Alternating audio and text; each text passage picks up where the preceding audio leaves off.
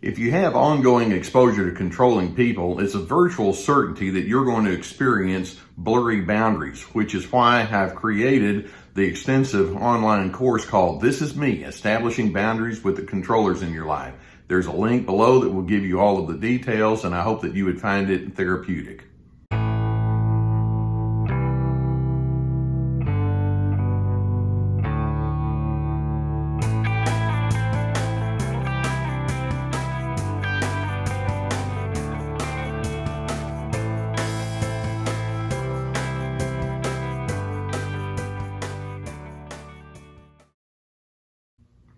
I'm guessing you've had individuals in your life who just seem to have that knack for being a critic wherever they tend to show up. There's some individuals that when they see you working on a project, they feel like they have to step in and explain to you the better way, their way of doing things. They just do that in a natural kind of way. Or if you have an opinion or a preference, then they'll let you know, well, there's a different opinion, there's a different preference that you need to have. And when you know it happens to be my way, they can criticize you for that. I mean, for crying out loud, these are the individuals that are talking to the TV when they see things on TV. They're telling those folks inside that box how they're supposed to live and think too. And they do the same thing when they're in traffic. There are some individuals that just can't stop themselves. It's like they have a compulsion to criticize, and they gripe and complain ad nauseum. Now, I want you to realize that when these individuals go into this chronic critical mode, it's their way of attempting to boost their self-esteem at your expense. It's their way of attempting to establish their superiority, and they're wanting to let you know, hey, look, I'm a force to be reckoned with. Don't you realize that? And so they're trying to make the topic all about you when in fact it reveals a whole lot more about who they are and all of the emotional garbage that they haven't come to terms with within themselves. So when you encounter that strongly critical individual, there's one word that can neutralize that person right there on the spot, and it's the word okay. Okay. Now, you may decide that you want to say that out loud, and in some cases, that's what you do. And they can gripe and complain, it's like, okay. Or it may be that you feel like, well, that wouldn't exactly be an endearing kind of a thing, or I don't know that that's something I need to elaborate out loud. But in your mind, you can still be thinking, okay. You see, when you take this okay approach, you're not saying that what they are is okay, but it's your way of saying, I realize you're not at peace with yourself, and I'm sorry for that. And I realize that you have unnatural idealisms that you're drawing upon, and frankly, the world in front of you is not completely ideal, but you haven't figured that out yet. Or I know that you want me to cater to you, but I just don't feel the need to have to do that. That's where you are. You're trying to make me the issue, but I'm not the issue. I'm not in charge of making you feel good as you hope that I would be. Okay, that's where you are. I accept the fact that you're having struggles on the inside and you're not really willing to come to terms with your struggles. Now, when you take this okay approach towards these critics, it's going to create certain questions on the inside of them. And on one hand, they may be thinking, well, aren't you going to argue with me? And when I'm thinking, okay, my response to that is, I don't really feel the need to argue. You already have your mind made up anyway. Why would I need to keep going into that space with you? Or they may be thinking, well, don't I intimidate you? And in my okayness, I'm thinking, not really. I'm not comfortable with you when you criticize, but I'm not going to stand around and shaking my boots either. Or the critic may be thinking, well, don't you see how correct I am? And I'm thinking, well, I see that you think that you're correct and you think that you're constantly right. So that's where you are. Or in their minds, they may be thinking, well, aren't you going to change? And my response is, I'm always open to change. I'm a work in progress, but I don't think that that's what we're really talking about here. You're talking about conformity, and that's not something I'm necessarily into. When you take this okay approach, you realize happy or healthy individuals feel very little need to put people in their place, so to speak, with insults and condescension and humiliation. That doesn't have any place in a growing, healthy relationship, whether we're talking about work or family or marriage or parenting or social life. I just don't feel the need to build myself up at your expense. You do, but I don't. Basically, when a person constantly criticizes, it's their way of implying I'm trying to make sense of the world in front of me, and I feel like there are certain things that I deserve, but I'm not really getting what I want. I've got to get all you people out there to line up with me so that I can finally feel okay.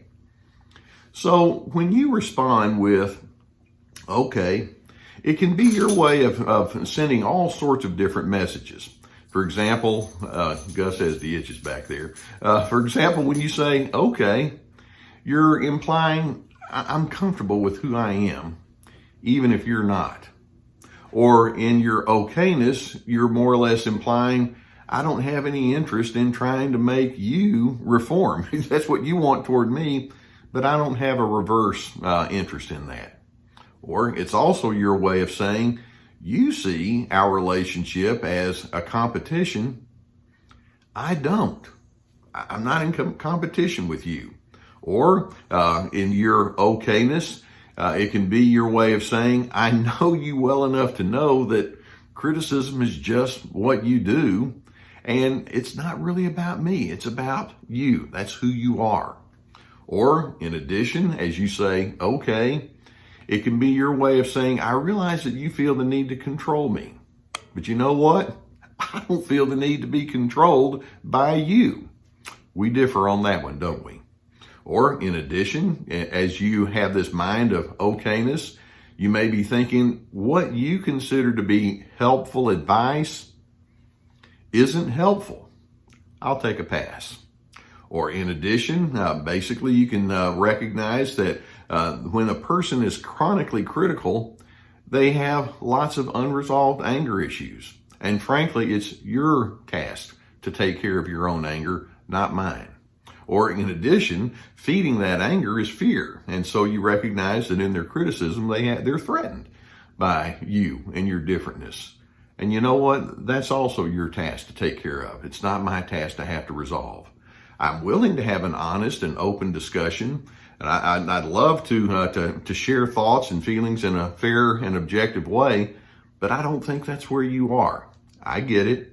And if you think somehow that humiliation or degradation or condescension or shame is a way to motivate me, it doesn't motivate me, at least not in the direction that you want it to go. Now, being realistic, in any relationship, we're going to have differences and we're going to have things that disappoint each one of us. That's just natural because we're all so varied and we're also different in the way that we approach life. A sign of healthy relationships is the ability to just sit down and say objectively, let's talk about who we are. I want to hear you. I want you to hear me. Let's kind of weigh things out and figure if we can have a good listening and understanding and coordination and harmonizing. Harmonize doesn't mean the same thing as conforming. And we can move forward knowing that that's what we do. But the chronic critic, it's like, I don't do that. I don't know how to do that. All I know to do is get my club and bang people over the head. And so when you think or say that one word, okay, it's your way of letting it be known. If you want to come towards me with this worn out technique of letting me know how I don't measure up to you, that's on you. That's not on me. You are what you are. I'm neither blown away by you, nor do I feel the need to make you any different than what you are. I'm me. I'm a work in progress, but I'll not engage when you come to me with your chronic criticisms. Okay? Okay. Now, I hope that videos such as this will give you some good insight as to what you're dealing with within yourself and how you engage with other individuals when they bring their unhealthiness to you. If you've not already done so, I would encourage you to go beneath and hit that subscribe button to our Dr. Les Carter channel. You know that we also have my Surviving Narcissism channel. Most of you are familiar with that. If you have a need for counseling, and many times when you have these ongoing conflicts, it's good sometimes to have somebody that can bring objectivity. If you have a counselor in your area that you could refer to, I would encourage you to do so. Or right now, online counseling is very popular. So we have a sponsor that could help you find with a whole team of licensed and experienced professional counselors, and that you could choose from. You could choose from. And so I would encourage you to seek that if that would be beneficial to you. In addition, we have my courses, and these are more than just seminars. They're a whole host of videos with written material and worksheets. And if that's something you would be interested in, we have my free to be seminar course, and we also have my new one. This is me. It's all about establishing boundaries. And so we have links below to those. And in addition, we have my books, etc. Okay. Those people are out there. They're going to criticize. That's what they do. Okay.